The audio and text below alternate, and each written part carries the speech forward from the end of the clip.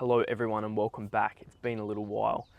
It's taken a couple days for me to actually film this video because I had to get a new microphone. My other one died and I've been moving around a little bit. It's a bit sunny here, so I will be squinting a bit, but you don't actually have to watch, you can just listen. There's no need to watch this one. And I felt necessary to tell a bit more about my story, do a part 2 of my journey, because the first part I was very focused on getting you to understand Chong's work, getting you to understand how it actually helped me, and understanding the differences between Chong's work and mainstream physio and maybe some of the other protocols that you've seen in your journey. So in this video I just want to address a bit more about my journey and how everything sort of came to be, because there's some of you that are making some assumptions that have been unfair, which is fair enough because you don't have all the information, but these assumptions are not correct, and perhaps you're limiting yourself in your ability to actually learn about this topic by just going on and assuming. So the first thing I want to address is the fact that some people seem to think that I was headhunted for this position to actually be sitting here and talking about my journey, that Chong has maybe perhaps headhunted me and found me and then, you know, incubated this nice environment for me. No, that's not the case. So I, like all of you guys, was on my journey looking for the answer, looking for the solution, and I was exhausting all of my solutions, and I was exhausting all the things that I thought were possible to heal this and fix this. I was looking for the missing pieces because I knew that there were things that were missing. And so that led me to do a lot of research. I actually had to read the fascia textbook to understand how fascia works, and that's why I'm starting to educate you guys on the things that I've learned. And then watch a lot of Chong's content and understand how general fascia knowledge would then apply to a very specific protocol like working with Chong, like hyperarch fascia training. So that was the first thing. I had to come across this myself. It took quite a while to find this. It took a very long time in my journey before I even heard the word fascia. So that alone is just showing that, okay, people with cervical instability have a fascial-based injury, but if they're not even hearing the word fascia, it's probably not going to be that easy for them to then get onto this path that I got onto and actually understand and learn about fascia. So that's the first thing. The second thing is, he didn't come to me. He didn't come to me and say, oh, I think I can help this. No, I, without having any contact with him at all whatsoever, watched his content, went away and did my research on the fascia textbook. I read the fascia textbook, took lots of notes, and then I went and talked to my mentor. Now my mentor is a guy, I call him my mentor. He has done my body work, as I'm an athlete, throughout my whole career, my whole upbringing, my whole development. And I didn't realize, but again, I hadn't ever heard the word fascia, and he has been trained by some of the leading researchers in this fascia world, a guy called Dr. Robert Schleip and many other people as well. So anyway, he has this amazing knowledge on fascia, and throughout my 10 to 18 years of going to him, I'd never heard him use the term fascia once.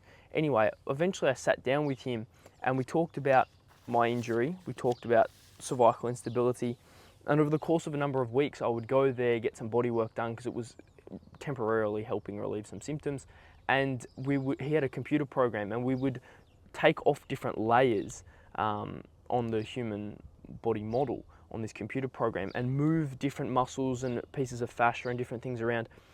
And I was looking for the one muscle or the one thing that maybe was causing compression or whatever it may be. And we came to the conclusion that no, it's not just going to be one thing, it's going to be multiple things. So this is all part of my journey in compiling all this knowledge, watching lots of videos, listening to tens and tens of hours of Dr. Robert Schleip talk and other people that are doing fascia research, watching videos, researching. It's taken months to compile this information, and then eventually one day I actually booked an assessment with Chong and I proposed this to him. I sent him a document that I'd formulated that said basically, here's my journey, here's what I'm experiencing, I think you can help me with this. So it was actually me that took it to him. And I knew that he hadn't actually fixed anyone with a neck injury before. However, I understood by this point how fascia worked. It's continuous throughout the entire body. It's one piece. So that any damage to any one part of the body can affect any other part of the body. It's also wrapping and protecting and integrating organs. So people that have anything to do with organs or their insides, interoception, how you feel internally, could be having an issue with fascia as well. So I understood this was a very complex thing, and I understood that remodeling the fascia would provide it with stability. I understood the properties and behaviors of fascia, and this was helping me understand how Chong's work would actually help me. Water break. And so we had a discussion, and he said, look, some nice ambient bird noises. We had a discussion, and he said, ultimately, this is up to you. You have to make the decision on whether you think or you believe that this is going to help you. I think I can help you. This is what he's saying. I think I can help you, but I'm not going to work with you if you don't believe 100% that this is going to work. And I said, look, I'm out of options here, and this is giving me, or the research that I've done has given me pieces of the puzzle that have been missing. So of course I'm going to do it. What else am I going to do? I'm going downhill very rapidly. My body condition, my neurological symptoms, everything was getting worse and worse and worse and worse. I said, what else can I do? I've done the prolotherapy. I understand now why that doesn't work. I've tried the massage, I've tried the dry needling. I know I'm not going to get surgery. I've already made a video on this, as well as I've made a video on prolotherapy as well, so you can go and watch that. And I said, I've exhausted all my other options. I'm not getting surgery, and you're giving me a ton of pieces of the puzzle that have been missing for me. So of course I'm going to go ahead with this. And then this is the other thing that people think. People think that he said, oh, well, if you start making videos, then you don't have to pay as much. No, I'm paid the full amount. I'm still paying off this treatment cost. It's expensive, but as I said in my previous video, it's putting a price on your health. It's putting a price on my life, my ability to actually live. So it's a no-brainer. So no, I didn't have any knocked off the price. I paid the full price, just like the other couple people that have already bought the program that have got cervical instability. They're going through it as well at the moment. They've paid the full price. But the thing is, the price does vary depending on the complexity of the issue. So depending on your needs, the price is obviously going to vary. If you've got an ankle injury, it's not as complicated as rehabilitating and restructuring and remodeling the neck or spine, whatever it may be. And this is the other thing. You guys are worried that you're going to get scammed and ripped off. First of all, you don't have to buy anything. You don't even have to get an assessment. I just want the ability for you guys to sit here and listen to the education and understand exactly how I got to this point to then be able to jump into the program. That's the most important thing. So I'm here to educate you. So you don't have to move your credit card, you don't even have to touch it. You can just listen to the videos, go off and look at the different resources that I'm giving you, and then make your own conclusions. I don't care if you do the program or not. If you think it's good for you, fantastic. If you think it's not right for you, fantastic. I don't care. So yeah, people are worried that they're going to get scammed, and I understand. I actually talked to a couple of people that have gotten scammed by different treatments that they've tried, or different things that people have suggested to them, and they felt like they were hard done by, and that it wasn't ever going to work. And you know, these people potentially have lost thousands of dollars. So I understand. I can get the fact that some people, there are some bad people out there that are trying to take advantage of people that are in a vulnerable state, which is horrible. But because I didn't have any experience with that, I am just coming from a place of transparency and genuinity, if that's a word, and just trying to tell you my story, and then hopefully it can help you on your journey too. So you guys that are worried about getting scammed, I wasn't worried, and I was one of one. I was the first person in the world to address a neck injury with hyperarch fascia training. So I was one of one. I wasn't scared. So throughout this video and throughout all my videos, my goal is to, and I was going to talk about this later, but I may as well discuss it a little bit now. My goal is to get you to the point where I was at before I did the assessment, before I hopped into the program. So pretend that I haven't done this at all. I'm going to try and get you to the place of knowledge, of education, where I was at before I did the program. Because obviously I had nobody else to look at and go, oh, he did this and that worked. You know, at least you've got somebody else that has done this now. And as I said, there are more people doing the program with cervical instability, so you'll see them rolling through soon, which is very exciting. But I want to get you to the place where I was at when I bought the program. Obviously, as I said, no example to go off, and it was just based off my own research. All right. Another thing I want to address is people are saying, oh, well, you're just working for Chong and he's just paying you and blah, blah, blah. And here's the thing. I don't see it as I'm working for Chong. I'm working with Chong. You wouldn't see me now if this work didn't work. I would not be advocating for something if it didn't help me. I'm not advocating for anything else that I tried that didn't work. So you're only seeing me now because this has helped me. This has been a massive part of my journey. And I come from a place where people are very genuine, and you're only going to be telling the truth and sharing what's genuinely helped you. So to me, of course, somebody that's had a fantastic experience with something would then go and want to promote this and help the person that helped them actually share it with other people. And this is the other thing that I have written down that I want to talk about. Just like me, like I understand this very well, because remember, I am a client like you. I'm now just helping share this with everyone else. But I was also a client. I am a client. I paid the full amount for the program, trying to get myself better. I was in the same position a couple months ago as you are in right now. And so I understand, there are people out there just praying for the answer, the thing that they're missing, the missing piece of the puzzle. Why am I not getting better? I need that thing that's going to come along. It's going to be the right one. And of course, every time you go into a different protocol, you're just going to have, well, at least in my case, I came at every single thing that I tried, even prolotherapy, from a position of this is going to work, like this is going to be the one. So, everyone's going in and hopefully you're keeping your spirits high, but if it doesn't work, it's pretty crushing, because it's like, well, this was supposed to be the gold standard. This was supposed to be the thing that was going to help. It didn't help. Where am I going to go to now? I've got nothing else in front of me. So without me making these videos, potentially you would have never heard of hyperarch fascia training. You may not even have heard of the word fascia or understood fascia's properties and behaviors and how it can be used to rehabilitate not only neck injuries, but any injury.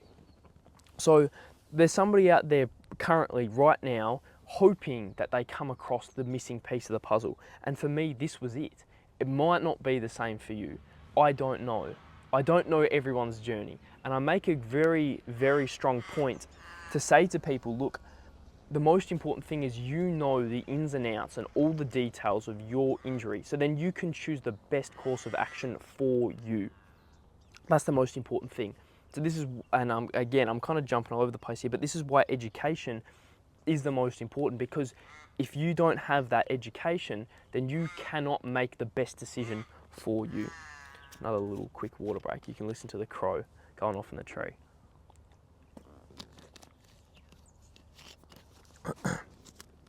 And so I see a lot of people out here in a lot of pain, in a lot of discomfort, having injuries they can't resolve. And I can relate to that, because I was in that position as well. It's pretty awful. Not only did I have the neck stuff, but I had many, many other injuries throughout my body, throughout my teenage years playing high-level sport. And I understand what it's like to be in an injured state. Like, I'm very familiar with this. So having an answer is amazing. Like, if you can find what was missing for you and then apply that, that's absolutely phenomenal. There's someone in my driveway. I don't like making cuts or edits, so that's probably going to stay in. So I saw a lot of people in pain. I saw a lot of people that were injured, and I thought, these people need education. These people need to know that this is a solution. So I'm going to work with Chong to help educate people and just put it out there. And it seems very selfless, but this story actually comes from a very selfish place. So let me start with this. This is my next point. So a lot of people have been commenting and saying, well, this is a case study and this isn't perfect, and where are the before and after images, and where's all the documentation, and you haven't recorded exactly what you've done, and blah, blah, blah, blah, blah. Whoa, hang on for a second, because I did not come into this thinking about trying to help other people. I was entirely selfish with this journey. My health was at the worst point it has ever been at before. For context, I was waking up, my brain just felt fried. I couldn't operate properly. I'll get to 5 p.m, I wouldn't be able to tell you what I had for breakfast. I sat down one day to play a game of blackjack with my friends. I couldn't count to 21. I even nearly handed in my driver's license. I could not function, which is a very scary place to come from when only a couple short months ago, I was pursuing my dream of playing high-level football, soccer, in another part of the country. So this was a very, very scary place to be in, and I did not care about helping other people with this journey. I was just focused on myself. How can I fix myself? How can I get better? That's the most important thing. Something else that I didn't mention is the fact that I saw a lot of people on their journey not getting better from the things that they were trying. So I knew that I'd have to come at this from an entirely different angle and focus on all the things that they had missed. So I had to not look at what they did and copy it, but actually try something else and go on my own path and go on my own journey to figure this out for myself. Health is genuinely the most important thing, as you guys will totally understand and be able to relate to me when I say that. So this was entirely selfish. And I went into this 100% for myself, as I said, to resolve my issue. But it doesn't mean that now that I'm out the other side, I can't help other people. However, when I'm in the thick of it, it's like the oxygen mask analogy. If you're on a plane and the oxygen masks drop down, you're supposed to put it on yourself before then you can help other people. Because if you start helping other people and all of a sudden you become incapacitated, then you're no good to anyone else. So you have to help yourself first, fix yourself, have the capacity to then go and help other people once you've actually fixed yourself.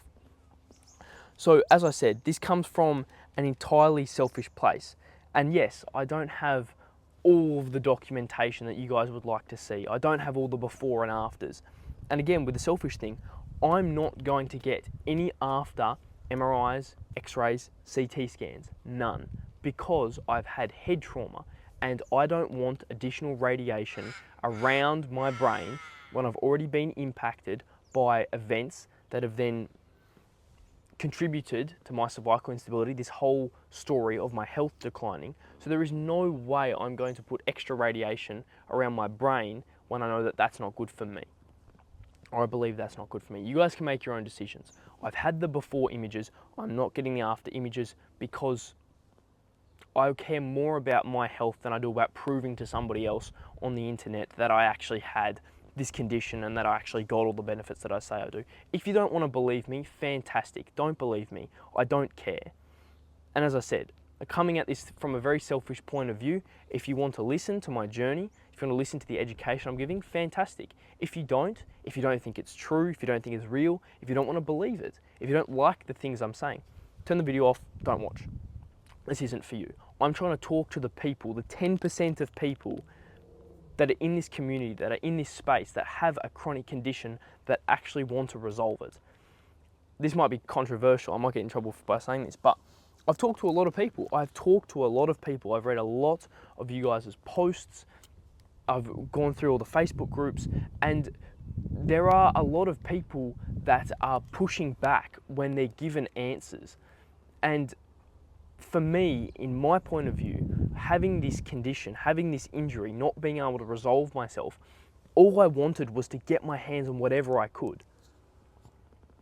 Let me summarize this point a bit better than what I did.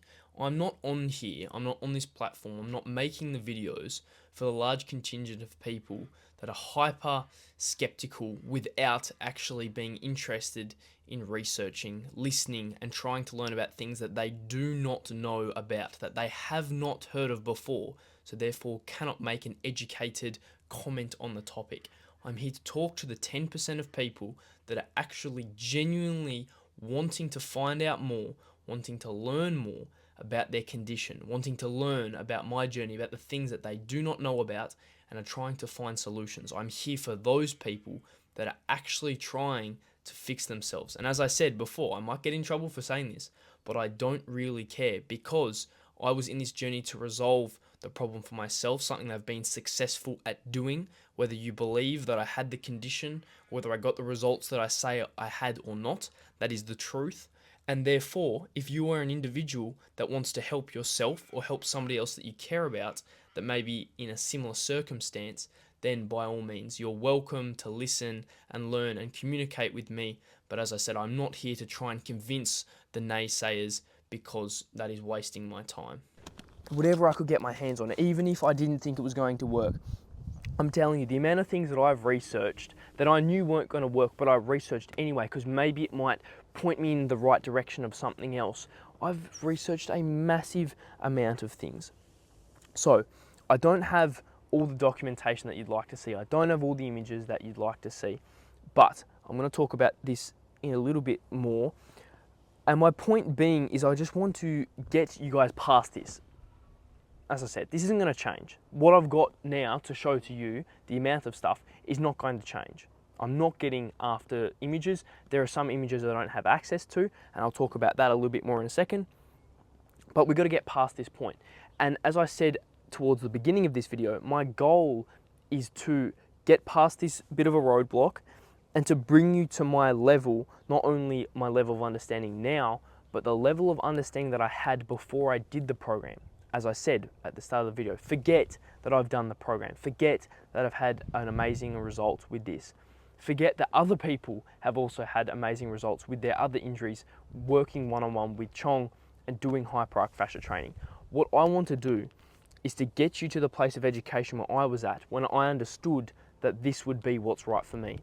Again, disclaimer, the most important thing is understanding the nuances and the details of your own condition to then choose the right course of action. So this is coming from my perspective and my point of view of all the things that were going on with me, and then how I understood it, and how I then compared it to the research that I'd done. It's going to be different for everyone. As I pointed out in the first video, there are people that get cervical instability from whiplash injuries, from car crashes, from Lyme disease, from all sorts of things, EDS, from accidents, crashing certain vehicles, or from balls hitting their head, like in my case. There are so many things that people can get cervical instability for. I talked to a guy who even had a bad experience with a chiropractor. So in this whole world of people getting this one issue from many different things, with many different symptoms that can come from it, that can be caused by many different things. Just because you have one symptom that somebody else has doesn't mean it's caused by the same thing.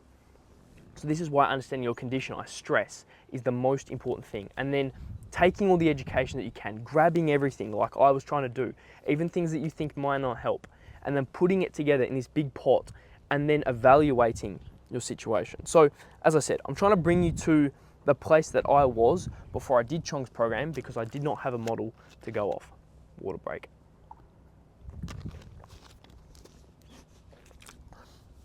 That brings me to my next point on challenging beliefs. I understand for some of you, you wouldn't have heard the word fascia before. You may not have even heard the word collagen before.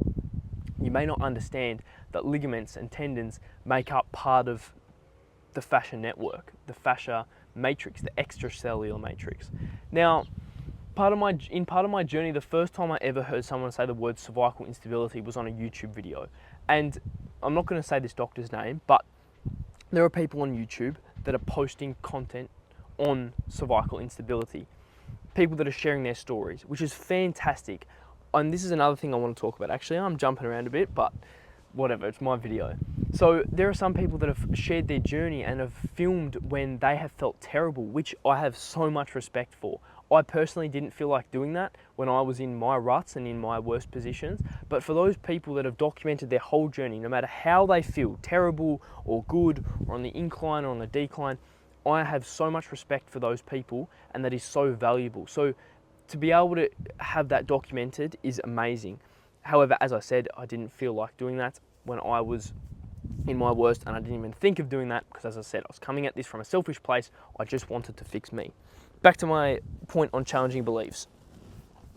So again, researching things on YouTube, and from my understanding now, there's a lot of missing pieces of the puzzle that I've now put together, that I've seen people, the way that people talk about cervical instability, it's not complete. However, that doesn't mean that I'm not grateful for coming across them, because for me, that was a step in my journey. Hearing the word cervical instability, this is what's causing my issue. And then being able to build on top of that. So challenging beliefs come about when there are things that let me start this sentence again. I'm delivering to you a bunch of new information that you've probably never heard before, and probably goes against a lot of what you believe about how the body works, what cervical instability is, and how potentially it can be treated and resolved. I understand that's a lot to take in. It was for me, and that was over many, many months. So I'm dumping all of this new information on you. You're probably going to be like, whoa, That's a lot to take in. And I understand that people, when they don't understand something, they get scared by it. They can't handle it. I get that. I understand it. It's confronting. I 100% understand that. I don't actually elaborate any more on this point because I was reflecting on my own journey, so you're going to hear some silence for a little bit as I take a drink. But what I wanted to say is the fact that the reason why I understand this is because there came a scary point in my journey where I'd tried everything and nothing had worked, and everything that I believed I'd tried to apply and I wasn't getting anywhere. So I had to look myself in the mirror and go, okay, I'm clearly missing something. In order to find what I'm missing, I have to throw everything out that I think I know. Not that I know, that I think I know, because clearly I'm missing a piece of this puzzle, and reconstruct my knowledge again with pieces, new pieces that are missing. The reason why I went and tried to explore many different things that I knew would not help, but still helped me point me in the right direction of the thing that did inevitably help. So the reason why I understand that it's confronting to be told something that you don't believe is because it goes against what you've believed. But if you had all the right knowledge, perhaps you wouldn't be in this situation in the first place. So understanding this, and I'm smiling right now because understanding this really is the key to getting the new information to actually healing you. Because if you're not fixed, if you're not out the other side, clearly you're missing things. And it seems so obvious now that I've gone through this journey. This is why I'm smiling. I'm chuckling to myself now. But when you're in the middle of it, you kind of don't think like that. And yeah, it was a bit of an epiphany moment when I had this thought that one night, and I decided to throw out everything I thought I knew. And just to elaborate more, I know you're listening to me, there's a still of me on the screen right now, but this strength and conditioning, lifting weights, and the things I thought I knew about the human body, even the people that I'd worked with, professional coaches in the top level of sport in Australia, the best doctors in Australia that I'd worked with, this was my identity. As a person striving to try and become a professional athlete, all of what I thought I knew about strength and conditioning and rehabilitation was part of my identity. Going to the gym 5, 6, 7 days a week, things that I stopped doing because then I got better information. This was part of my identity. This was not an easy thing to let go of.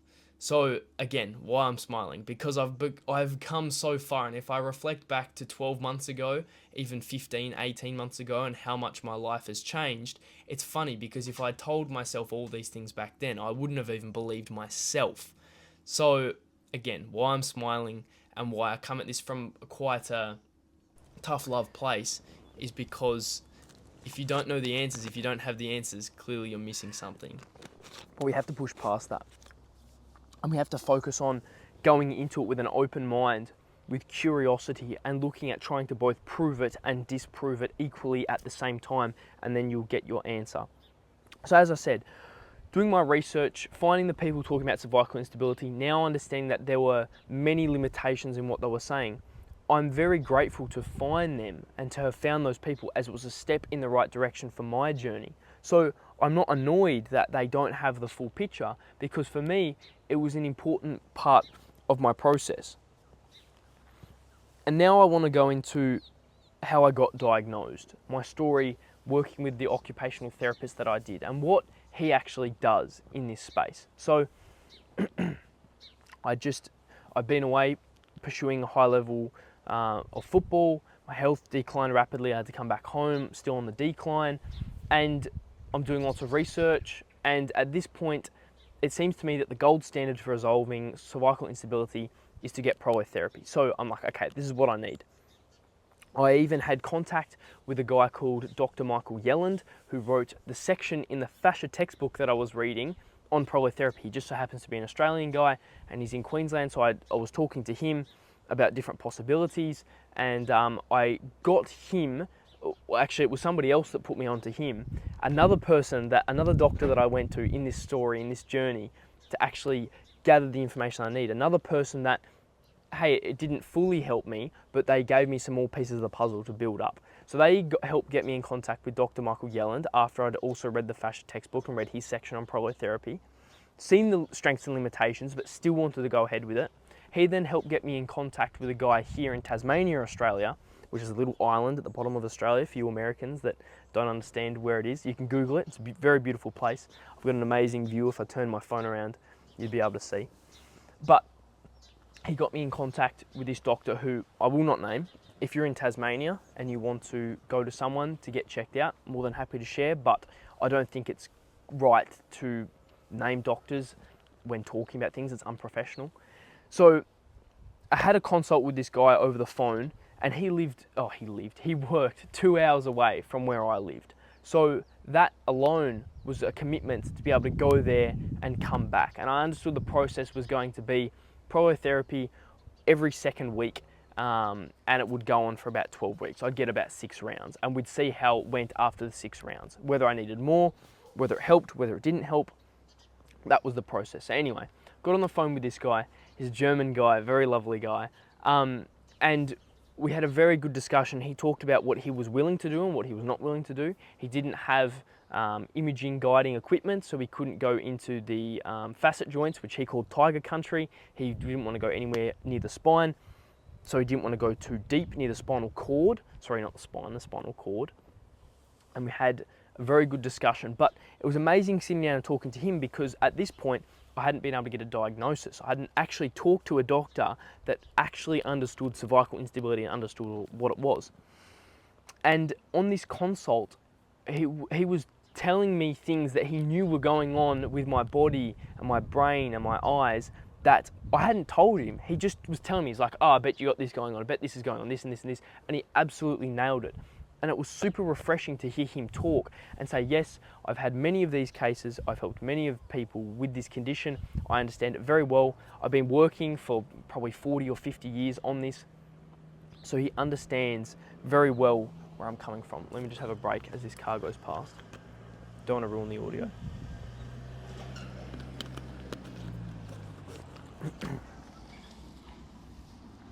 And so that was so refreshing to hear, somebody that actually knew what they were talking about. To this point, I'd probably been to 35 or 40 doctors. I'd been to 80 odd appointments across 18 months. So just like you guys, again, as I said, I was in the exact same position that you guys are in now. I had been put through the ringer trying to find the right solution. So amazing phone consult with him. I decided to go up and get my first treatment.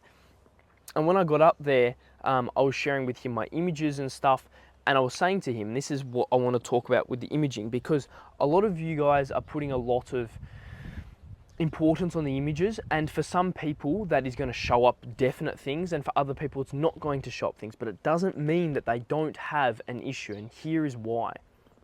So, first of all, in Australia there is no DMX. I talked to a bunch of radiologists, they didn't even know what it was. They did not know what a digital motion X-ray was, because it's not legal in Australia. The reason being because, as per the Australian regulations, it's potentially putting out too much radiation, no good for you. Again, I'm glad I didn't get it because of my brain. It was actually a blessing in disguise because I was trying really hard to get it. I was also trying to get a fluoroscopy as well. They wouldn't give me that. So I've been through a bit of a journey. But anyway, occupational therapist. I was talking to him about the images because, again, because people are not very educated on this topic on cervical instability. I got the neck MRI, I got the brain MRI, that was to make sure I didn't have MS or some sort of neurological disease, and I got CT scans on my neck, and I also got X-rays on my neck too. Now, the people that were reading these scans are looking at it very generically. They're not specifically looking for cervical instability because there's no real setup for this. So you have to kind of work with what you've got. So they're just making sure that big things are not wrong. So the brain was fine, perfect. The neck, nothing abnormal came up. Also, you guys are wanting to see the MRIs. I've not seen the MRIs.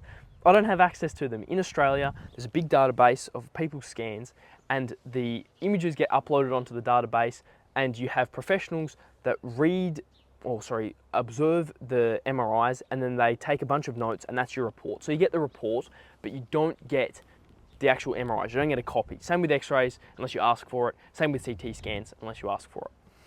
Because they believe that obviously they're the experts and they know what's best, and they don't expect you to do some backyard science and figure out what you have, which is a bit annoying because, you know, there are some people that get very well educated in this topic. There's so many of you that are very aware of your situation and how things have gone on and different details and data and stuff, which is fantastic. But the outlook here in Australia is, okay, you go to the professional and they're going to fix you. And if that doesn't work, well, good luck. So anyway, back onto my point. I had the X-rays, the MRIs, and the CTs, and I took them to this occupational therapist that ended up diagnosing me.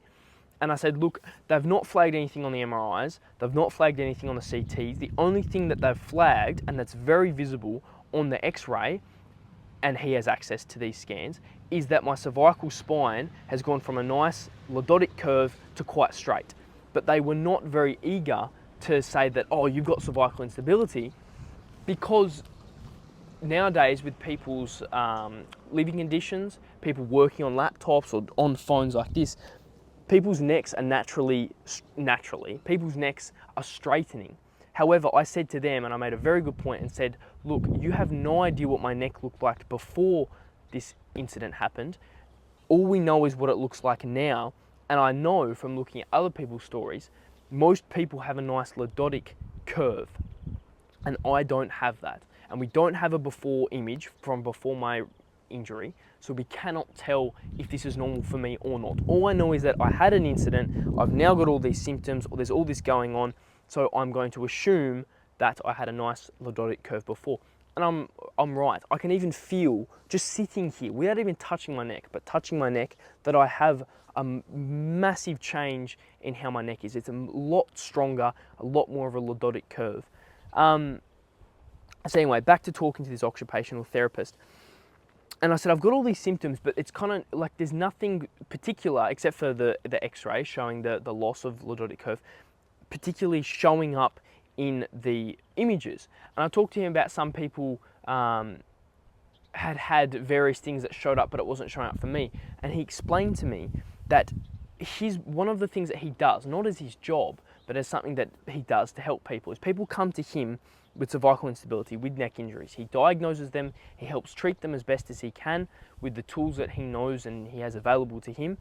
And then what he does is, if they are trying to get the insurance that they deserve, let's say they've had a car crash or a workplace accident, whatever, and they're going to court in lawsuits and legal battles trying to get the money that they deserve because they've had this horrible thing happen, they're trying to pay for medical bills, as many of you will understand, but there's no proof showing up on these scans. So his role is to go in with the studies that he has and show, hey, this potentially does not show up. These symptoms are coming from this, but this potentially does not show up, and here are the reasons why. So what he did for me was, when he diagnosed me, he wrote me a letter that said that Oliver's got this. There's a fly flying around by my camera. He wrote me a letter to say Oliver's got this, and he attached a couple of research papers to it to back up the claim, so I could take them into my work, etc., etc. With further conversations with Chong, I also understand that all layers of fascia do not show up on different imaging equipments. And in fact, you have to get very specific devices to actually look at different fascia layers, which are very hard to come by. It's not going to be on a generic MRI. Even on ultrasound, you can't see the layers. You can't see how they're sliding and gliding. You can't see where the damage is, where the disorganization is. So I had some comments from people saying, oh, well, the current understanding of cervical instability is specifically with the ligaments. Yeah, but what we don't understand, or maybe don't understand yet, is that it's not just the ligaments that are holding the cervical spine together. As I said, fascia is a continuous web, a continuous piece. So if you've got damage in one area, that could be causing laxity in another area. That could be causing instability or movement that shouldn't be occurring in another area. And so if you can't get a DMX and you can't see this, then it's going to be very hard to diagnose based on just looking at ligaments. It doesn't even show all the details in the ligaments either. So allow me to be very diligent for those people that were not listening carefully. There is a huge limitation, not only on people reading these images that don't know what they are looking for, specifics that they are looking for. They're not trained to look for these things. But additionally, there is a huge limitation on the fact that these images are not showing the whole story. They cannot show adhesions. They cannot show disorganization in the way we wish we could see them. They are not showing connections.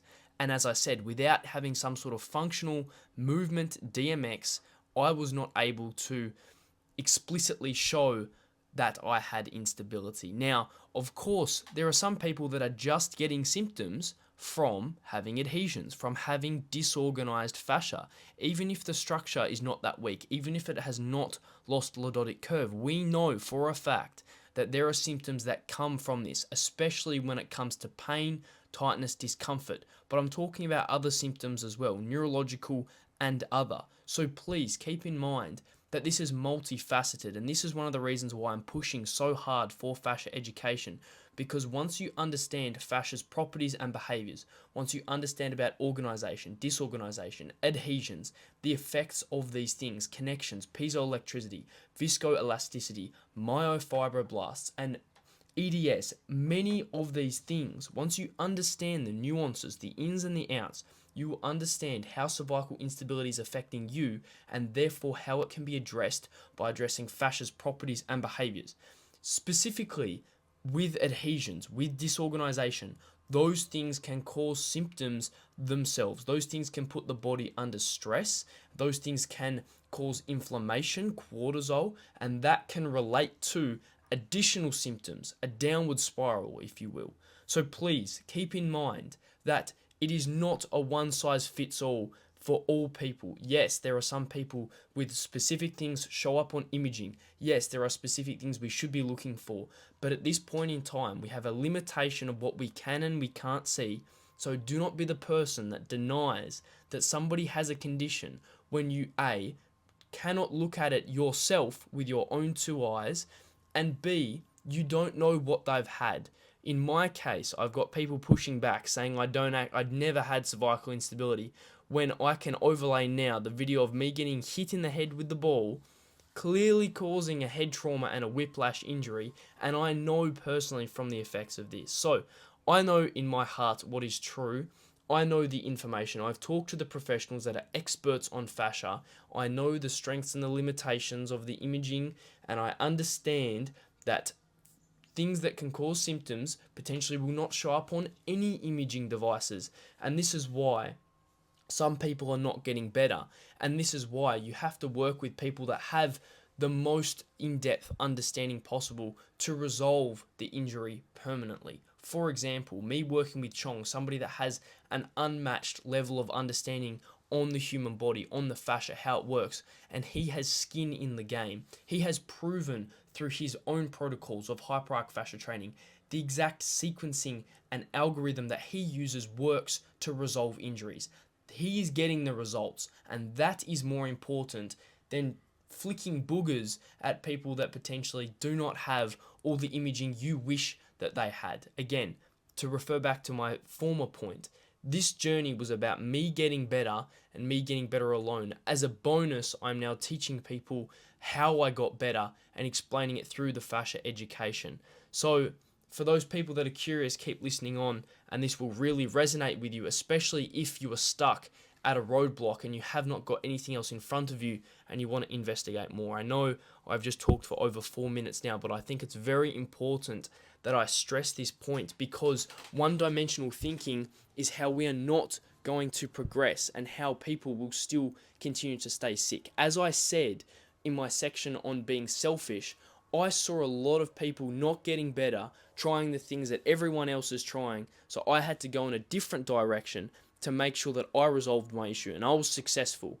So I'm sure people will be inspired by this. I've had many countless messages of people saying they've been inspired by this to research and learn and perhaps pursue this option as well for themselves. And that is what makes it all worth it at the end of the day, because as I said, those 10% of people that watch the videos and then send me that message, that's amazing for me to hear, and I'm so happy that I potentially can help people's lives in this way, as Chong was able to help my life.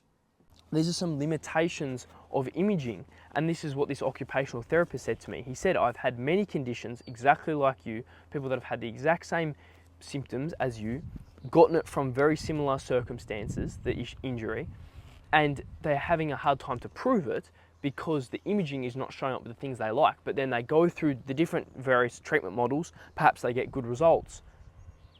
And so we understand that, okay, that person had the issue, and he was the solution for them.